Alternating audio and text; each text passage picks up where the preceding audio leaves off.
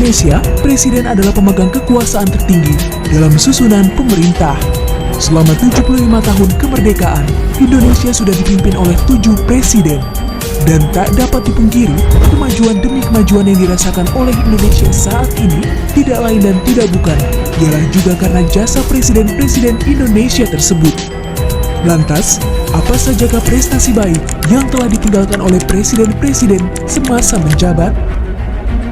Presiden Soekarno adalah Presiden Republik Indonesia yang dilantik pada 18 Agustus 1945. Sebagai presiden pertama, beliau adalah salah satu simbol persatuan Indonesia yang saat itu memiliki tantangan melawan penjajahan Belanda.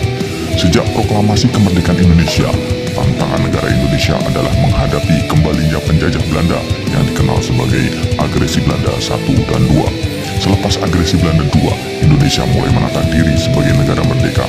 Banyak cara yang diinginkan komponen bangsa untuk mengisi kemerdekaan saat itu.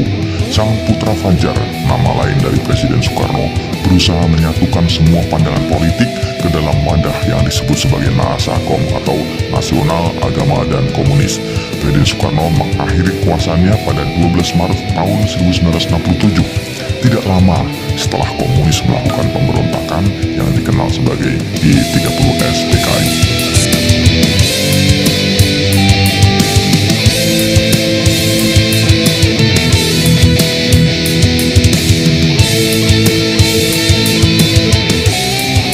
Presiden Soeharto adalah presiden kedua menggantikan Presiden Soekarno pada tanggal 12 Maret 1967.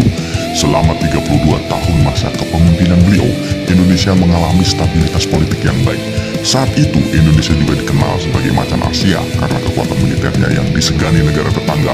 Prinsip pembangunan menggunakan trilogi pembangunan, yaitu stabilitas nasional, pertumbuhan ekonomi, dan pemerataan pembangunan. Partai politik hanya diizinkan ada 3 saja, yaitu Golkar, P3, dan PDI. Komunikasi dengan rakyat ditata api melalui program yang disebut dengan Kelompencapir, kelompok pendengar, pembaca, dan pirsawan. Target-target pembangunan disusun dengan rinci dan rapih dalam rencana pembangunan 5 tahun atau dikenal sebagai Repelita. Di akhir kekuasaan beliau, krisis moneter terjadi, di mana nilai rupiah anjlok mencapai 15-an ribu rupiah per dolar AS yang menyebabkan banyak perusahaan bangkrut dan PHK karyawan. Harga-harga barang kebutuhan melambung, memicu kerusuhan yang menyebabkan The Smiling General atau sebutan lain dari Pak Harto lengser pada tanggal 21 Mei 1998. Akhirnya pada 21 Mei 16 tahun silam, Soeharto menyatakan berhenti sebagai presiden. Saya memutuskan untuk menyatakan berhenti.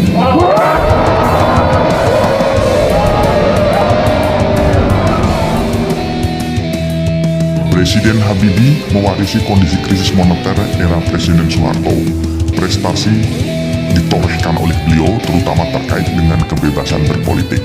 Saat itu, keuangan negara tidak cukup untuk menggerakkan roda pemerintahan secara normal. Dengan kondisi tersebut, beberapa wilayah di Indonesia menunjukkan itikat untuk memisahkan diri. Salah satu yang mendapat dukungan pihak asing untuk memisahkan diri adalah Provinsi Timur Timur. Sebagian rakyat di Tim atau Timur Timur dihasut oleh antek asing bahwa bangsa Indonesia adalah penjajah bagi mereka. Padahal, apa yang bisa kita ambil dari Tim kecuali untuk diri mereka sendiri yang bahkan pemerintah pusat menambahi kekurangannya. Karena kuatnya rakyat Tim terhasut oleh antek asing, maka Presiden Habibie menyerahkan kembali nasib rakyat Tim kepada mereka sendiri daripada menjadi tanggungan atau beban keuangan pemerintah pusat. Pada Agustus 1999, Provinsi Timur Timur menjadi negara mandiri bernama Timor Leste. Presiden Habibie mengakhiri jabatannya pada tanggal 20 Oktober 1999. Presiden Abdurrahman Wahid atau Gus Dur adalah presiden keempat menggantikan Presiden Habibie. Kondisi negara saat itu masih mewarisi keadaan Presiden Soeharto maupun Presiden Habibie dengan krisis keuangannya. banyak daerah menunjukkan itikad melepaskan diri dari Negara Kesatuan Republik Indonesia menyusul Timur Timur. Situasi belum bisa dikatakan normal.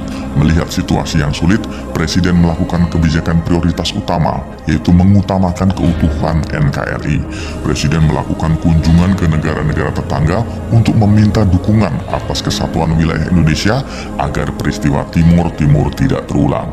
Keadaan yang masih sulit masih dirasakan oleh masyarakat saat itu, tapi kebebasan berpolitik dan berbicara telah terbangun, menyebabkan terjadi perdebatan di kalangan politisi atas situasi yang ada.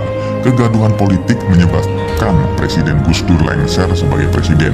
Namun demikian, wilayah NKRI mampu dijaga walaupun secara ekonomi negara masih lemah.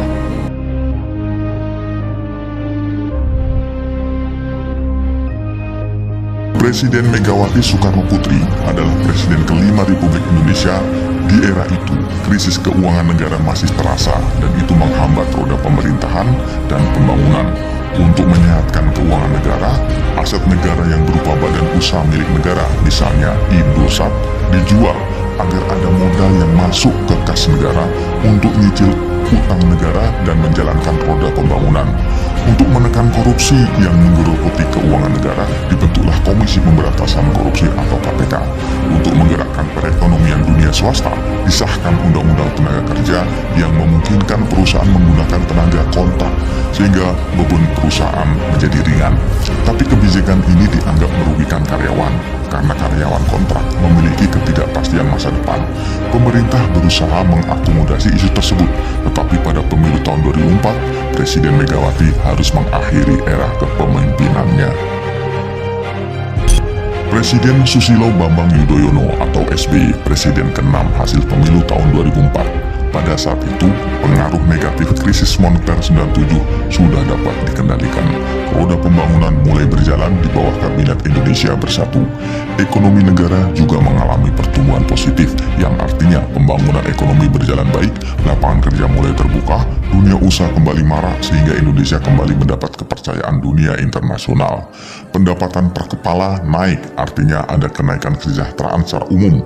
Beberapa tantangan negara yang diusahakan untuk diatasi adalah pembangunan yang kurang merata serta kasus korupsi lama yang belum selesai, misalnya kasus Senturi. Di tengah usaha mengatasi korupsi, muncul korupsi di pusat kebijakan oleh staf frontliner yang bernama Gayus Tambunan yang melibatkan angka hampir 100 miliar rupiah. Meskipun mampu menurunkan angka kemiskinan, tapi total angka kemiskinan juga masih tinggi, yaitu berkisar 8% dari jumlah penduduk. Presiden SBY mampu melaksanakan tugas kepresidenan secara mulus hingga pemilu 2014. Tidak. Tutup telinga dan katakan Tidak. Tidak.